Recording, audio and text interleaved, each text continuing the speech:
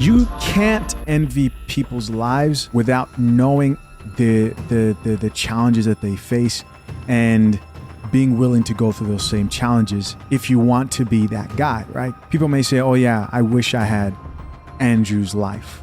You know, the women, the attention, the success, whatever it may be. But the question is, are you willing to go through pain and suffering that he's gone through? Are you willing to really go through that?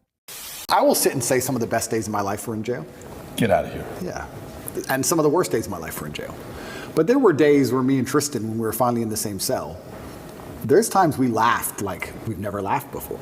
I'll sit and admit that's absolutely not really true. I feel like if you're going to be the kind of person who strives for an exceptional life, which is what I am, I think I'd be a coward if I said, I want an exceptional life, but I only want it to be exceptional in a good way. Right. I don't think that's genuine. I want an exceptional life. Exceptional means away from the norm. And away from the norm means flying your Bugatti on a jet to Dubai and taking your own plane to meet it there. And it also means a Romanian dungeon with cockroaches on New Year's Eve. They're both exceptional experiences. That's so deep, man. I'm going to touch on that real quick. I tell a lot of people, and I've had this conversation even with myself, is are you willing to have that difficult of a life? Look at your own life. What are you willing to go through in your own life? You end up finding out that most people who you envy, in most cases, you probably wouldn't be willing to switch the challenges that they face on an every day-to-day basis. To be great, to be successful, you have to go through some shit in this life.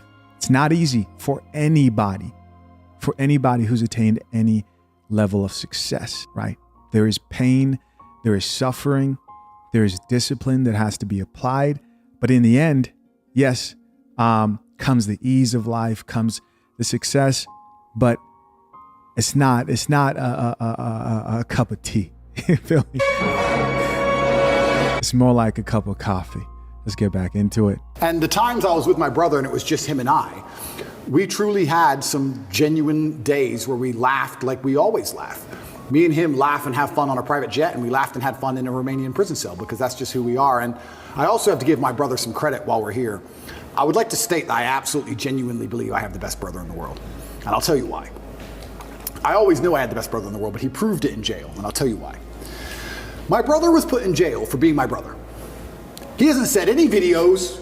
He hasn't said anything on the internet. He hasn't said any of the things I've supposedly said. The Matrix isn't attacking him. The BBC doesn't print about him, nothing. Why was Tristan Tate in jail? Because it's Tate brothers. So they just took him and threw him in a cell. Now what's interesting is, when I got out of jail, so many people near me got heat. Old business partners got heat with the tax. They got hit with like tax paperwork, and they were calling everyone who's ever known me, and ex-girlfriends got heat, and all these people got heat. And some people complained, some people didn't. But some people were like, oh, since you've been in jail, it's been so stressful for me. The media's outside my house. I'm like, stressful for you? I was in jail. Right. What do you want me to do? And people were complaining at me. And as these people started to complain, I sat there, I said to Tristan, you got thrown in jail purely for being my brother. And never for a fraction of a second did you even moan. Not even for a fraction of a second did he say, oh, they only put me here because of you. Why am I here? I'm innocent. This has nothing to do with me. Nothing. In fact, he said the absolute opposite. He said, I am so glad I went to jail with you. I would be furious if they sent you here by yourself. If they're going to lock you up, they better lock me up. And there was a time, about 2 months in, because there's less media pressure on Tristan, they were talking about releasing Tristan first. And he was saying, no, I won't leave without Andrew. Going down with the ship. I won't leave unless my brother leaves. Wow. I won't leave. And he was telling the guards, I won't leave. Keep me here. I'm not leaving. And they said, the judge says you have to leave, you have to leave. He goes, then I will stand outside the gate. I will sleep outside. I ain't leaving this jail.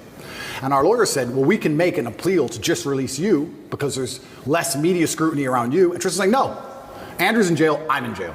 Wow. Refused to leave. He was adamant he had to stay. That's a brother for me. And it was the same for me. I said to Tristan, if they came into me and said, Andrew, go home, I'd be like, no way. Right. If Tristan's in jail, I'm in jail. We're in jail together. He never for a second complained, never moaned, and he was only in jail for being my brother. And then I come out and there's other people, oh, they sent me a piece of paper, blah, blah, blah. You're moaning? It's unbelievable.